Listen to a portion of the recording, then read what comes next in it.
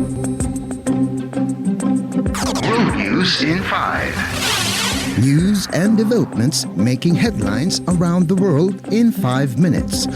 World News in 5. Here on Radyo Pilipinas Worldwide.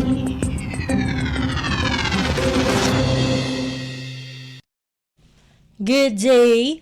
This is World News in 5 here on Radyo Pilipinas World Service. The World Health Organization, or WHO, has approved a new malaria vaccine that is currently undergoing clinical trials in several African countries, which can potentially save hundreds of thousands of children's lives in the years to come.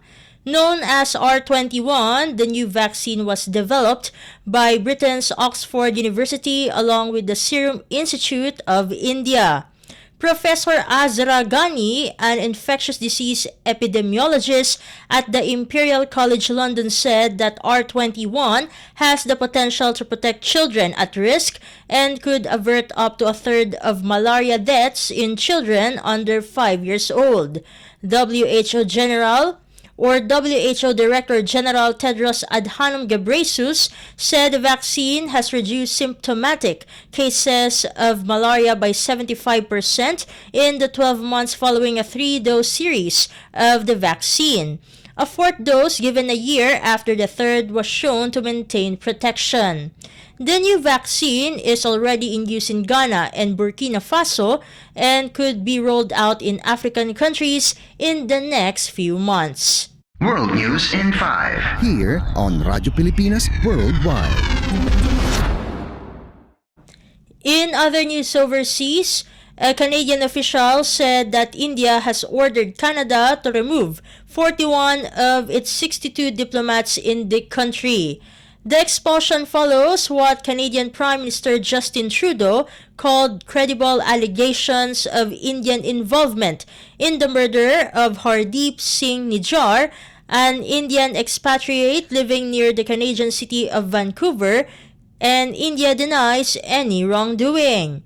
Top officials in Indian Prime Minister Narendra Modi's government have said that Nijjar's role in the Sikh separatist movement that shook the nation in the 1980s made him a terrorist. The movement sought to establish an independent nation called Khalistan. A spokesperson for India's Ministry of External Affairs had previously called for limiting the number of Canadian diplomats in India, claiming that India had fewer diplomats in Canada. New Delhi has long accused Ottawa of harboring pro-Khalistani extremists. World News in 5. Here on Radyo Pilipinas Worldwide.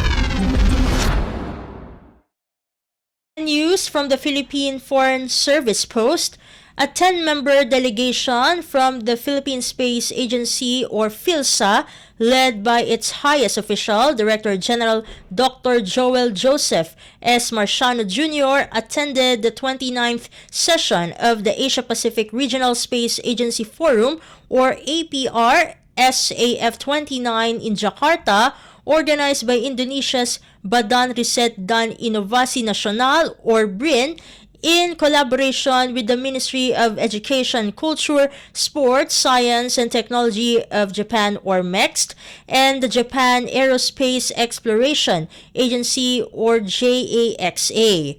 The APR-SAF is the largest space-related conference in the Asia-Pacific region, gathering space agencies, governmental bodies, universities, and research institutes from over 40 different countries and promotes increased regional and international cooperation on space activities.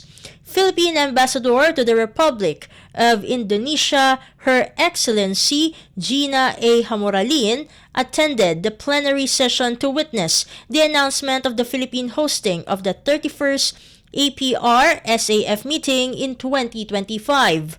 Dr. Marciano and his delegation also called on Ambassador Hamoralin at the Philippine Embassy to discuss possible avenues of collaboration between the Philippines and Indonesia in the field of space.